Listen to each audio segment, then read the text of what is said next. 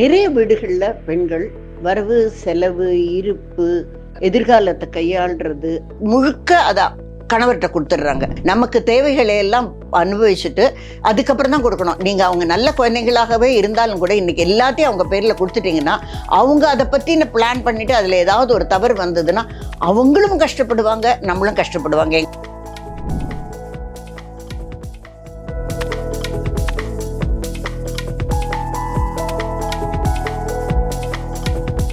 பூங்காற்று நேயர்களுக்கு வணக்கம்.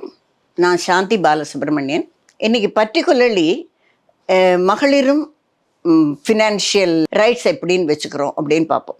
நிறைய வீடுகளில் பெண்கள் வரவு செலவு இருப்பு சேவிங்ஸு, ஒரு வீட்டில் ஒரு ஃபங்க்ஷன்னு வச்சுப்போம், அதற்கான பட்ஜெட்டு எதிர்காலத்தை கையாள்றது முழுக்க அதான் கணவர்கிட்ட கொடுத்துட்றாங்க. அது ஒரு காரணம் அவங்கள குறை சொல்கிறதுக்கு இல்லை. ஏன்னா அவங்களுக்கு சமையல், குழந்தைகளை பார்த்துக்கிறது, வீட்டில் பெரியவங்களை பார்த்துக்கிறது, மற்ற வேலைகள்லாம் இருக்கிறதுனால சௌகரியமாக அதை தூக்கி ஆண்கள் பார்த்து கொள்ளட்டும் அப்படின்னு விடுறாங்க.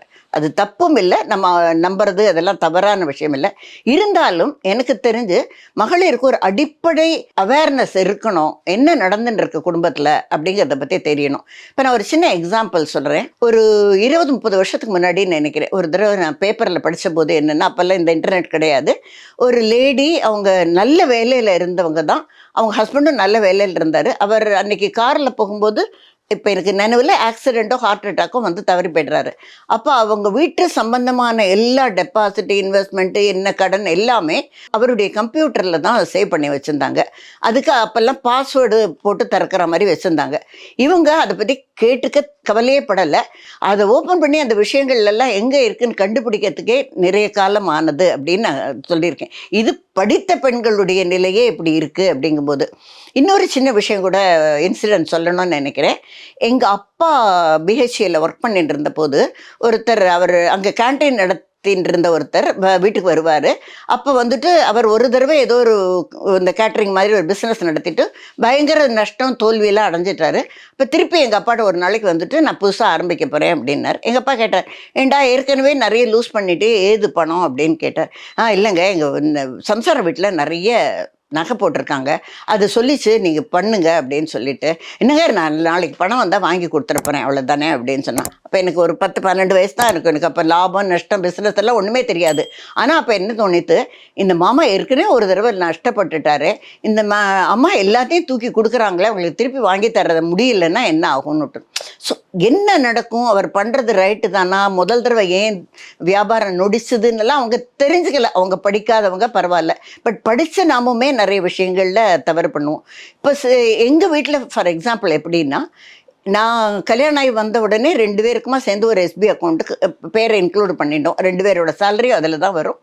அவங்கவுங்க இண்டிபெண்ட்டாக செலவு பண்ணிப்போம். இதில் யாரையும் கண்ட்ரோல் பண்ணணுங்கிற அவசியம் இல்லை. ஆனால் என்ன நடக்கிறது, இன்றைக்கி நம்மளுடைய ஸ்டேட்டஸ் என்ன, எவ்வளவு பணம் இருக்குதுன்னு, யார் டெபாசிட் பண்ணுறாங்களோ, யார் என்ன பண்ணுறாங்களோ, செலவு பண்ணுறாங்களோ, இன்னொருத்தருக்கு அதை பற்றின என்ன நிலைமையில் நம்ம நிற்கிறோம், அடுத்து ஒரு செலவு பெரிய செலவு வரும்னா அதுக்கு பணம் இருக்கா இல்லையா அப்படிங்கிறதும் தேவைப்பட்டால் ஒருத்தருக்கு கண்ட்ரோல் பண்ண வேண்டிய அவசியங்களும் இருக்கணும் இல்லையா.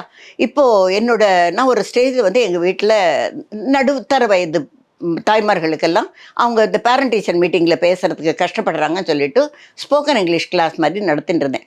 அவங்களுடைய எல்லா பர்சனல் விஷயத்தையும் என்கிட்ட பேசுவாங்க.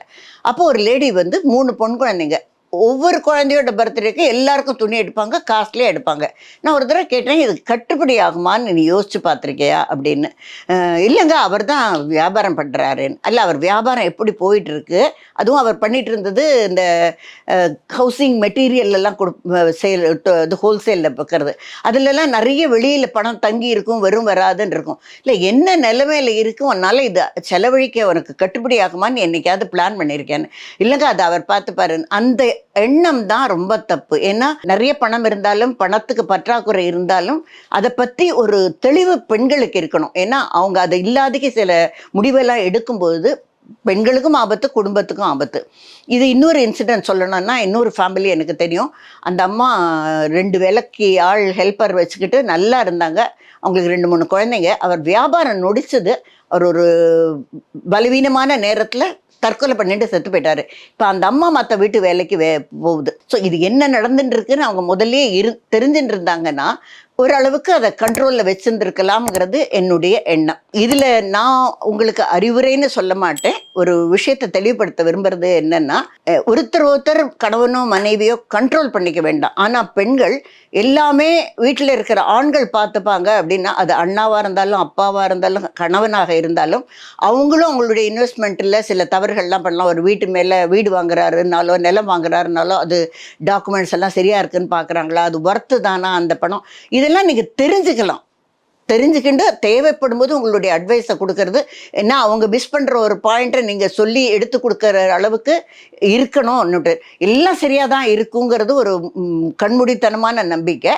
எவ்வளவு பெரிய மேதாவியும் சில தவறுகள் எல்லாம் பண்ணலாம். இப்போ இன்னொரு விஷயம் கூட நான் சொல்ல நினைப்பேன். நம்ம விசுவுடைய வரவு நல்ல உறவா அந்த மாதிரி ஒரு படம் பார்த்துருப்போம். அதில் பெண்களுக்கு குழந்தைங்க மேலே ஒரு அபரிமிதமான அன்பு இருக்கும், நம்பிக்கை இருக்கும். நான் நம்பக்கூடாதுன்னு சொல்லலை. குழந்தைகள் தான் நம்மளுடைய எதிர்கால நம்பிக்கை. அவங்க தான் நம்மளை சப்போர்ட் பண்ண போகிறாங்க. குழந்தைகளும் நல்லவங்களாகத்தான் இருப்பாங்க. இருந்தால் கூட எவ்வளவு இருந்தாலும் நம்ம கையில் ஒரு ஃபினான்ஷியல் கண்ட்ரோல் வச்சுக்கணும். எல்லாத்தையும் எல்லாருக்கும் கொடுக்க போகிறீங்கன்னா கூட நம்மளுடைய காலத்துக்கு பிறகு நம்ம எல்லாத்தையும் அனுபவித்த பிறகுன்னு. இப்போ எங்கள் அம்மாவோட ஸ்கூலில் ஒரு டீச்சர் நான் பார்த்துருக்கேன். அவங்க 2 பொண்ணுங்க. அவங்களுக்கு இந்த ரிட்டையர் ஆன அப்புறம் வீட்டில் உட்காந்துட்டு இருக்கும்போது நிறைய கைவேலைகள்லாம் கற்றுக்கணும்னு ஆசையாக இருந்தது. அப்போ அந்த காலத்தில் இதெல்லாம் ரொம்ப சீப்பு தான். முத்து ஒயர் எல்லாம் வாங்கி பண்ண ஆரம்பித்தாங்க. அப்போ மாப்பிள்ளை சொன்னாரா, எதுக்கு உங்கள் அம்மா இதெல்லாம் வேஸ்ட் பண்ணுறாங்க, நாளைக்கு நமக்கு ஏதாவது உபயோகம் ஆகும் இல்லைன்னு.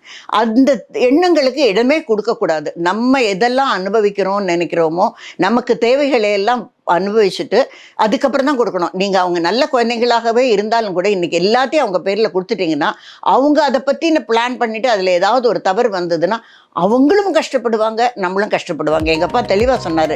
நான் வீடு கட்டுறதுக்கு கடன் கேட்டபோது, சாந்தி நான் இப்போ கொடுத்துட்டு இந்த வீடு உனக்கு ஃபெயிலியர் ஆச்சுன்னா நாளைக்கு நானும் கஷ்டப்படுவேன், உனக்கு சப்போர்ட் பண்ணுறதுக்கு எங்கிட்டையும் பணம் இருக்காது இல்லையா அப்படின்னு சொன்னார். ஸோ அந்த தெளிவு நமக்கு இருக்கணும். எந்த தலைமுறையும் அவங்க அனுபவிச்சப்புறம் மிச்சத்தை கொடுத்தால் போகிறோம். அண்ட் நம்மளுடைய அடுத்த தலைமுறை அவங்கவுங்க தன்னுடைய திட்டங்களை எல்லாம் ஒழுங்காக போட்டு பண்ணிக்குவாங்க. அந்த நம்பிக்கை இருக்கணும். நம்ம பண்ணின மாதிரி அவங்களும் பண்ணுவாங்க. ஸோ பெண்கள் எமோஷனலாக எந்த முடிவும் எடுக்கக்கூடாது. எல்லாத்துக்கும் ஓரளவுக்கு அவேர்னஸோடு இருக்கணுங்கிறது என்னுடைய தாழ்மையான எண்ணம். நன்றி. பூங்காற்று இது நாளைய நல்வாழ்வுக்கான வழிகாட்டி. தொடர்ந்து எங்களோட வீடியோக்களை பார்க்குறதுக்கு பூங்காற்று சேனலை சப்ஸ்கிரைப் பண்ணுங்கள் அண்ட் ஃபாலோ பண்ணிடுங்க.